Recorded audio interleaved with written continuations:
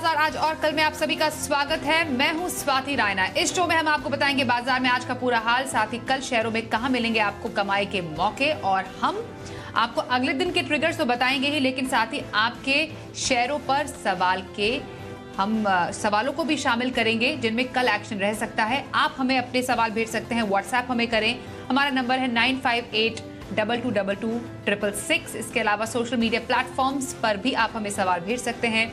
Facebook पर @Zee Business online, Twitter पर @Zee Business पर अपने सवाल भेजें। #बाजार आज और कल जरूर लिखें।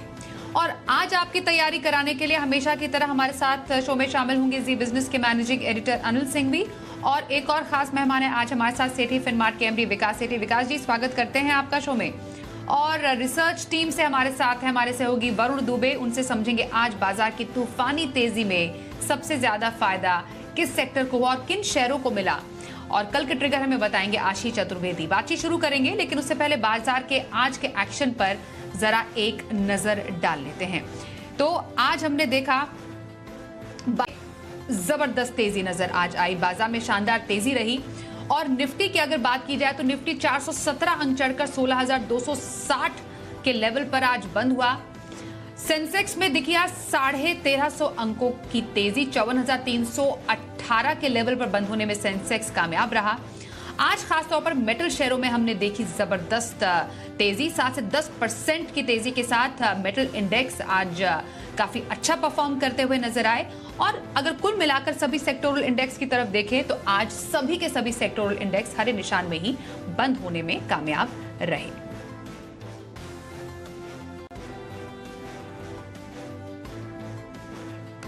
और एडिटर्स टेक में अनिल जी से आप समझते हैं कि बाजार में आज इतनी जोरदार तेजी आई कैसे?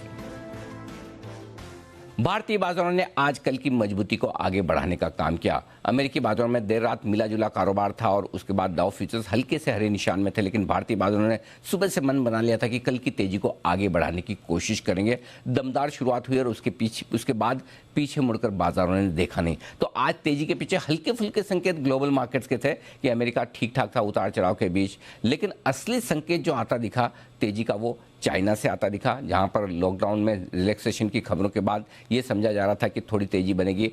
रूस और यूक्रेन के बीच में कहीं कोई खराब खबर नहीं आने की बाद भी तेजी बनती दिखी, क्योंकि नेटो ज्वाइन करने की जो खबरें आ रही थी फिनलैंड और स्वीडन की तरफ से, उसके बाद ऐसा लग रहा था कभी भी खराब खबर आ सकती, लेकिन वो भी नहीं आई। तो ग्लोबल फ्रंट पर खबरें न्यूट्रल से पॉजिटिव साइड पर थी, लेकिन जो तेजी बनी उसके पीछे बड़ा कारण हमारी अपनी खबरों का था। और सुबह जो हम गैप से खुले, एक बड़े दिनों बाद एफआईज की बिकवाली का प्रेशर कम हुआ है। कैश मार्केट में उन्होंने बिकवाली छोटी की है 1500 करोड़ के आसपास, और उससे ज़्यादा स्टॉक फ्यूचर्स खरीदे भी, इंडेक्स फ्यूचर्स भी खरीदे। ओवरसोल्ड मार्केट है पुट कॉल रेशियो के लिहाज से, एफआईज की इंडेक्स लॉन्ग पोजीशन के लिहाज से, तो बेचने के लिए जगह कम है, शॉर्ट कवरिंग के लिए गुंजाइश ज़्यादा। ये दूसरा कारण था जिससे भारतीय बाजार मजबूत होते हुए नजर आए। नतीजे के लिहाज से कहीं कोई खास बड़ा एक्सीडेंट नहीं।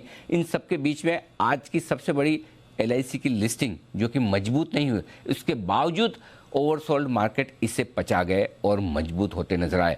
हर एक लेवल से बाजार ऊपर बढ़ते हुए निकले और शुरुआती घंटे में 16,000 को पार करके जो बाजारों ने मजबूती बनाई वो फिर पीछे मुड़कर नहीं देखा। न सिर्फ 16,000 बल्कि 16,200 भी पार किया और दिन के हाईएस्ट पॉइंट के आसपास जाकर निफ्टी बंद होता हुआ दिखा, और बैंक निफ्टी भी 34,300 के बेहद करीब बंद हुआ। तो एक बेहद दमदार ट्रेडिंग सेशन, और सिर्फ दिग्गजों में नहीं बल्कि मिड कैप और स्मॉल कैप शेयरों में भी दमदार खरीदारी लौटती दिखी है। बड़े लंबे समय बाद एक बढ़िया बेहतरीन तेजी बाजारों में दिखी हर एक लेवल पर, और पूरी की पूरी तेजी स्क्रीन पर बनकर दिन के हाईएस्ट पॉइंट पर बंद होना बाजारों में इक्विटी को लेकर 2 हफ्तों के बाद कॉन्फिडेंस लौटने का पहला संकेत दिखाता है। और एफआईआईज और डीआईआईज का डेटा भी देख लेते हैं। एफआईआईज यानी विदेशी संस्थागत निवेशकों ने आज करीब कैश मार्केट में 2,192 करोड़ रुपए की बिकवाली की है, तो वहीं डीआईआईज यानी घरेलू संस्थागत निवेशकों की तरफ से 2,294 करोड़ रुपए की खरीदारी के आंकड़े सामने आए हैं।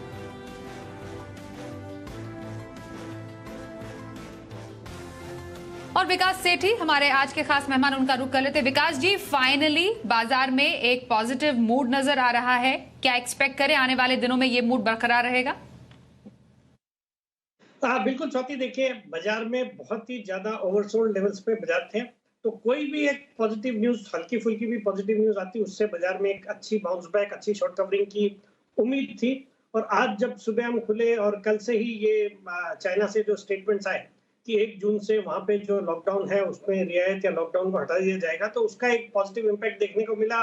बाजार ओवरसोल्ड थे, हालांकि आज भी एफआईआईज के जो नंबर्स है वो तो नेगेटिव ही है, बट उनकी जो बिकॉली की जो मोमेंटम है वो थोड़ा कम हुआ है, तो उसका एक फायदा मिला। बाकी चाइना की पॉजिटिव न्यूज, मुझे लगता है जिस तरह का मोमेंटम आज बाजार में था या जितने ओवरसोल्ड लेवल से हम बढ़े हैं, तो अभी और स्टीम बाकी है। मुझे लगता है ये रैली थोड़ी सस्टेन होनी चाहिए, तो आने वाले दिनों में भी मैं बाजार में यहाँ से एक अच्छी तेजी उम्मीद करता हूँ। खास करके जो बीटन डाउन स्टॉक्स है, बीटन डाउन सेक्टर्स है, वहां पे अभी भी शॉर्ट कवरिंग और बाइंग होनी चाहिए। बिल्कुल। और विकास जी, ऐसे में हफ्ते भर का या फिर 10 दिन का नजरिया किसी को रखना हो तो पोजिशनल व्यू रखने की सलाह कहां पर होगी आपकी, और लॉन्ग टर्म के लिए अपनी इन्वेस्टमेंट पिक भी बताइए।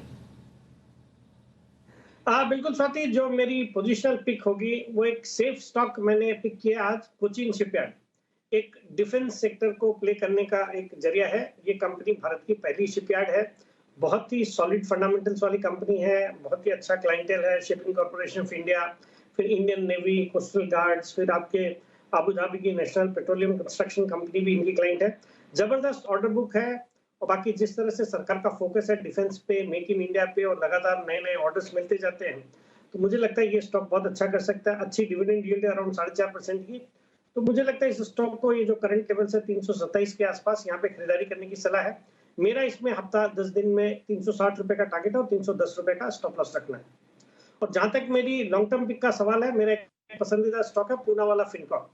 स्टॉक अपने हाइट से अच्छा खासा करेक्ट हुआ, फिर थोड़ी रिकवरी कल हमने देखी। कल जो इस तिमाही के नतीजे आए थे, मार्च तिमाही के, बहुत ही शानदार नतीजे थे, और उसके बाद हमने जबरदस्त तेजी देखी इस स्टॉक में। आज भी स्टॉक ने अच्छा किया, बट ये जो लेवल्स है 255 के लेवल्स पे यहाँ पे खरीदारी करने की सलाह है। मुझे लगता है ये स्टॉक, जो कि अब आदिर पूनावाला जी की कंपनी हो गई है, पहले मैग्मा फिनकॉर्प के नाम से जानी जाती थी, बहुत ही सॉलिड फुटिंग पे है। एक तो नए प्रोमोटर्स आने के बाद इनके जो फंड्स की कॉस्ट है वो काफी कम हो गई है। फिर जो कंपनी का एक अलग से फोकस है रिटेल सेक्टर पे, जो कि कम एनपीएस होते हैं, जहाँ पे फिर मैनेजमेंट बहुत एग्रेसिव है, तो इन सबको देखते हुए बाकी एफआईआईज डीआईज भी अच्छी खासी 15% हिस्सेदारी रखते हैं, तो उनका भी विश्वास है, जिसमें निपॉन है, फिर आदित्य बिरला सन लाइफ, अमांसा कैपिटल, बैंक मस्कट, इन सब ने मिलकर ये 15% हिस्सेदारी ले रखी है। प्रमोटर्स ने अच्छी खासी 72.5% की हिस्सेदारी है, तो मुझे लगता है ये स्टॉक रीरेट होना चाहिए, और अभी ये गिरावट के बाद अच्छा मौका है इन लेवल्स पे खरीदारी करने का। मेरा इसमें 9 से 12 महीने का टारगेट है 350 रुपए। बिल्कुल। तो विकास सेठी जी की राय, पोजिशनल व्यू कोचिन शिपयार्ड में रखने की सलाह, और साथ ही अगर लंबी अवधि का नजरिया है तो पूनावाला फिनकॉर्प में खरीदारी की सलाह दे रहे हैं विकास सेठी। चलिए अब आगे बढ़ते हैं और कुछ नतीजों पर चर्चा कर लेते हैं। भारतीय एयरटेल के नतीजे आए और हमने देखा जो कंसोलिडेटेड मुनाफा है वो बढ़ा है, 830 करोड़ से बढ़कर 2010 करोड़ रुपए हो गया है।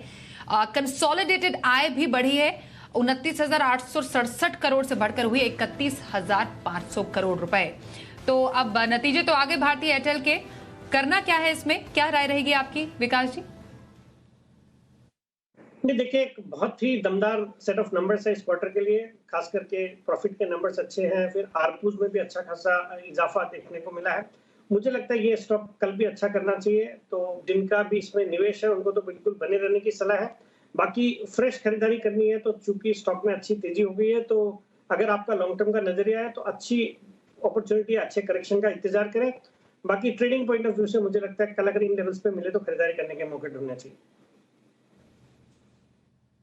बिल्कुल। तो भारतीय एयरटेल में खरीदारी के मौके ढूंढ सकते हैं, विकास जी की राय। दूसरा शेयर डॉक्टर लाल पैथलैब के नतीजे भी आए क्वार्टर 4 में, इसका मुनाफा घटा है, 61 करोड़ रुपए मुनाफा रह गया है लाल पैथ की अगर बात करें।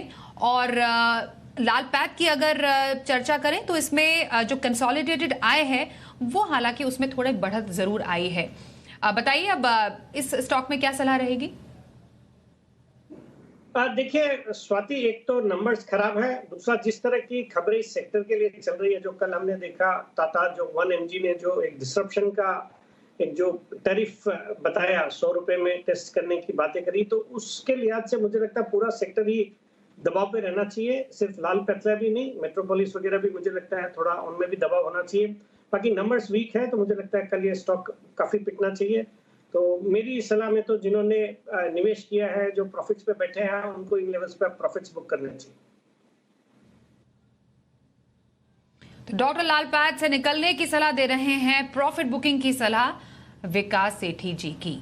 चलिए अब अगले शेयर की बात करते हैं। आईओसी के क्वार्टर 4 के नतीजे भी सामने आए और स्टैंड अलोन जो मुनाफा है वो बढ़ा है, 5,861 करोड़ से बढ़कर 6,020 करोड़ रुपए क्वार्टर ऑन क्वार्टर बेसिस पे पेश किया है कंपनी ने। और जो स्टैंड अलोन आय है वो भी बढ़ी है, 1,66,788 करोड़ से बढ़कर लगभग 2 लाख करोड़ रुपए तक ये पहुंची है। तो अब बताइए फिलहाल क्या करना चाहिए आईओसी में? देखिए, आईओसी में भी जो नतीजे आए हैं on the face of it अच्छे लगते हैं, बट बाजार ने एस्टिमेट्स जो किए हुए हैं उससे कमजोर नतीजे हैं। मुझे लगता है ये स्टॉक में भी रेंज बाउंड रहना चाहिए। बाजार में अगर कल सेंटिमेंट्स अच्छे रहते हैं आज के तर्ज पे, तो स्टॉक में ज्यादा गिरावट तो नहीं आएगी, बट बहुत ज्यादा परफॉर्म करेगा ऐसा नहीं लगता है। बाकी क्रूड के बढ़ने से ये जो रिफाइनिंग कंपनीज है या ऑयल मार्केटिंग कंपनी है, उनको थोड़ा नुकसान होता है, तो उसका भी एक असर देखा जा सकता है जिस तरह से क्रूड में उछाल चल रहा है। तो all in all trading point of view से तो अवॉइड करना है। बाकी जिन्होंने निवेश किया हुआ है वो होल्ड कर सकते हैं, फ्रेश बाइंग की सलाह नहीं। ओके, आईओसी में जिनका निवेश है उन्हें बने रहने की सलाह विकास सेठी जी की। आईआरबी इंफ्रा, इसके भी क्वार्टर 4 के नतीजे आए। कंसोलिडेटेड मुनाफा है वो घटा है, 220 करोड़ रुपए से घटकर 162 करोड़ रुपए रह गया है। कंसोलिडेटेड आय भी घटी है, 1606 करोड़ से घटकर 1434 करोड़ रुपए पर आई है। आईआरबी इंफ्रा में क्या स्ट्रैटेजी रह सकती है विकास जी? देखिए, नतीजों के हिसाब से देखें तो नतीजे तो काफी कमजोर है, बट स्टॉक अपने हाइट से अच्छा खासा पिटाई हो चुका है और बाकी अब इंफ्रा स्पेस भी वापस से फोकस में आ रहा है। तो मुझे लगता है इन लेवल्स पे होल्ड ही करना चाहिए इस स्टॉक को।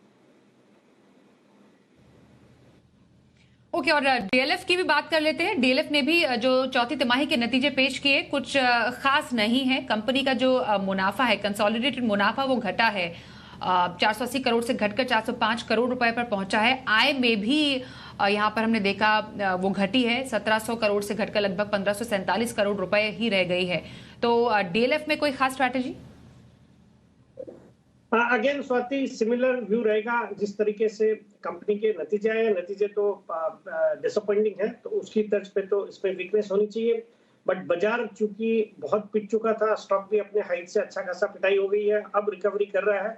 तो कल हो सकता है थोड़ा नेगेटिव रहे, बट मुझे लगता है उसमें पैनिक नहीं करना चाहिए। ऑलरेडी बीटन डाउन लेवल्स पे है, तो यहाँ से आने वाले दिनों में अपसाइड हो सकती है। कल के लिए थोड़ा इसमें कॉशियस रहना चाहिए। ओके, डीएलएफ में कॉशियस रहने की सलाह दे रहे हैं विकास सेठी। आइए अब कॉलर्स के सवाल लेते हैं। मुंबई से अजय जी सवाल भेजे। ओएनजीसी है इनके पास, 325 शेयर उनकी खरीद है 150 रुपए की। हमने देखा कच्चे तेल में तेजी से शेयर में अच्छा खासा उछाल भी देखने को मिला। ओएनजीसी में क्या राय रहेगी?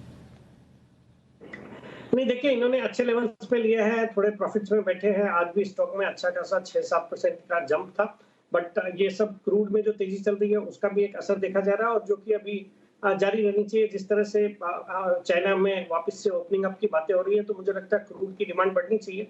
तो all in all short term में भी अच्छा कर सकता है, तो इस स्टॉक में बने रहने की सलाह है।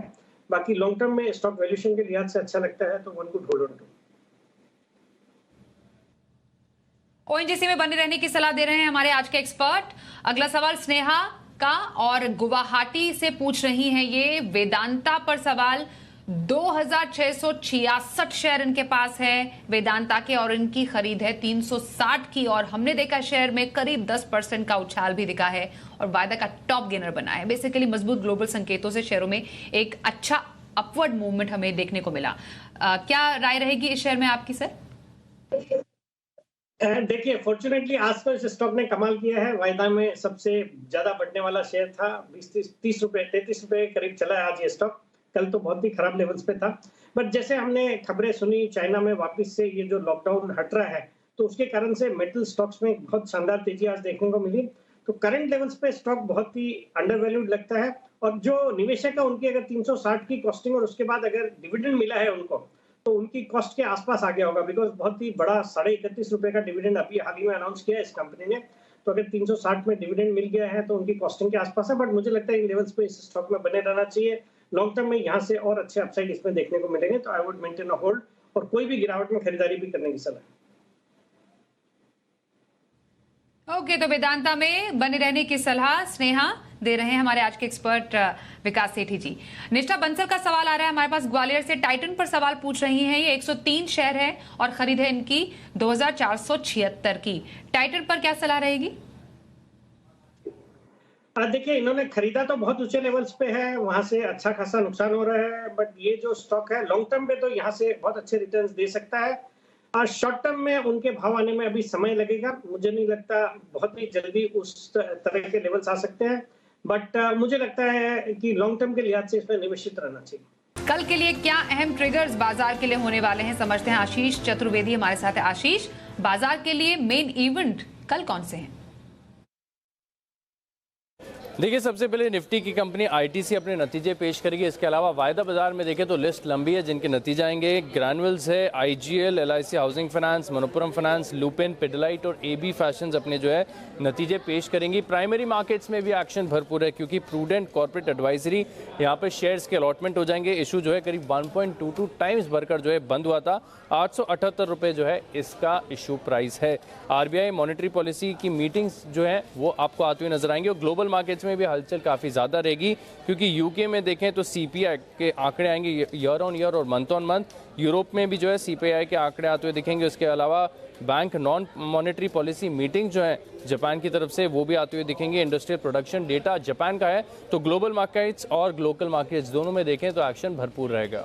और आइए अब जानते हैं कल के बाजार पर क्या रहे आपकी खास स्ट्रैटेजी और बाजार के लिए अहम संकेत, समझते हैं अनिल जी से। जहां तक कल के बाजारों का सवाल है, उम्मीद की जाए कि अमेरिकी बाजारों में वैसा ही या इससे ज़्यादा मजबूत ट्रेडिंग सेशन हो जो हमें बंद होते वक्त दिख रहा था डाउ फ्यूचर्स पर। लगभग 400 अंक मजबूत थे डाउ फ्यूचर्स, यानी कि अमेरिका में एक अच्छे तेजी वाले सेशन की उम्मीद वो तो देखेंगे। लेकिन हमारे बाजार अब जाहिर सी बात है आज की तेजी और शॉर्ट कवरिंग के बाद बहुत हल्के तो नहीं रहेंगे, लेकिन फिर भी एफआईज के आंकड़े देखना बेहद इंटरेस्टिंग होंगे। जिस तरह की क्लोजिंग आज 16,250 के ऊपर मिली है, अब बेस आपके लिए ऊपर की तरफ शिफ्ट होता दिख रहा है। कल के लिए भारतीय बाजारों के लिए 16,000 16,075 बेस का काम करेगा और ऊपरी स्तरों पर 16,400 से 16,500 की रेंज होगी जहां तक जाने की कोशिश निफ्टी कर सकता है। बैंक निफ्टी का जहां तक सवाल है 33,900 34,000 बेस का काम करेगा कल के लिए और ऊपरी स्तरों पर 35,000 35,100 की तरफ जाने की कोशिश बैंक निफ्टी की भी हो सकती है। तो देखते हैं आज के मजबूत ट्रेडिंग सेशन के बाद अगर ग्लोबल संकेत ठीक मिले, बहुत ज़्यादा तेजी के ना भी हों, ठीक भी मिल जाए, तब भी भारतीय बाजार अपनी तेजी को थोड़ा और आगे बढ़ाने की कोशिश ज़रूर करेंगे। और आइए अब विकास जी आपसे समझना चाह रहे हैं, कल के लिए किसी को ट्रेड करना हो तो इंट्राडे पिक कौन सी आपकी तरफ से? देखिए स्वाति, कल के लिए अगर किसी को ट्रेड करना हो तो मेरी पिक रहेगी एमआरपीएल। हाल ही के दिनों का एक पसंदीदा स्टॉक रहा है। जब से हमने क्रूड में एक जबरदस्त उछाल देखा और सिंगापुर के जो मार्जिन है वो बड़े हैं, तो उसके बाद से हमने देखा ये जो रिफाइनिंग कंपनीज है बहुत अच्छा कर रही है और वो इस कंपनी ने भी साबित किया। इसके हाल ही में तिमाही नतीजे आए थे मार्च क्वार्टर के, बहुत ही दमदार नतीजे थे। पिछले साल के 267 करोड़ के जो तिमाही प्रॉफिट थे मार्च क्वार्टर में, उसके सामने 3,004 करोड़ का प्रॉफिट रिपोर्ट किया। बहुत ही शानदार नतीजे। बाकी पिछले कुछ दिनों से, मतलब 2-4 दिनों में जो बाजार में गिरावट थी उसके कारण गिरावट आई इस स्टॉक में भी। तो बहुत अच्छे लेवल्स पे 81 रुपए के लेवल्स पे इसमें कल खरीदारी करने की सलाह है और मेरा इसमें कल के लिए टारगेट रहेगा 88 रुपए का, स्टॉप लॉस रखना है 77 रुपए। एमआरपीएल इंट्राडे खरीदारी करने की सलाह विकास सेठी जी की। आइए अब देख लेते हैं कि कल आपको वायदा बाजार में कौन से ऑप्शन से मिलेंगे कमाई के मौके।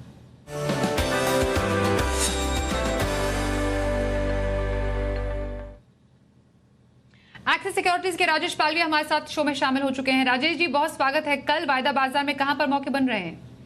या गुड इवनिंग। तो देखिए, आज जिस तरीके से मार्केट में एक शॉर्ट कवरिंग का मूव निफ्टी में देखने को मिला और कॉल राइटर्स ने अपनी पोजीशन हायर साइड पे शिफ्ट करी, पुट राइटर का बेस अब 16,100 पे काफी पुट राइटिंग देखने को मिली, तो बेस हायर साइड पे शिफ्ट होते हुए दिख रहा है। तो एक बड़े करेक्शन के बाद आज पहली बार मार्केट में एक अच्छा बड़ा शॉर्ट कवरिंग का मूव बनते हुए दिखा है। हमें लगता है जिस तरीके की आज की क्लोजिंग 16,200 के ऊपर हुई है, तो अब यहाँ से और यहाँ पे कल के सेशन में भी अपसाइड का ट्रेड कंटिन्यू होते हुए दिख सकता है। 16,300 का कॉल ऑप्शन बाय करने की सलाह रहेगी, जो कि आज क्लोज हुआ है करीब 100 रुपए के आसपास। इसमें 80 रुपए का स्टॉप लॉस सजेस्ट करेंगे और अपसाइड में हम टारगेट एक्सपेक्ट करें 135 से 140 तक आते हुए दिख सकते हैं। स्टॉक स्पेसिफिक बात करें तो आज शुगर सेक्टर में अच्छी एक बाइंग इंटरेस्ट बनते हुए दिखा। उसमें F&O सेगमेंट में बलरामपुर चीनी के सेटअप को अगर हम देखें तो एक करेक्शन के बाद स्टॉक में आज जिस तरीके से एडिशन देखने को मिले, हमें लगता है बलरामपुर चीनी यहाँ पे अपवर्ड मोमेंटम कल भी कंटिन्यू करते हुए दिख सकता है। आज क्लोज हुआ है करीब 422 के आसपास, इसको बाय करने की सलाह रहेगी। स्टॉप लॉस रखेंगे हम 415 का, और अपसाइड में 436 से 440 तक की अपसाइड हम एक्सपेक्ट करें कल के सेशन में आते हुए दिख सकती है। तो निफ्टी का 16300 का कॉल ऑप्शन और बलरामपुर चीनी बाय करने की सलाह रहेगी। बहुत धन्यवाद राजेश जी हमारे साथ शो में शामिल होने के लिए, और विकास जी आपका भी शो में हमारे साथ शामिल होने के लिए। बाजार आज और कल में बस इतना ही, रुकेंगे एक ब्रेक के लिए, देखते रहिए जी बिजनेस।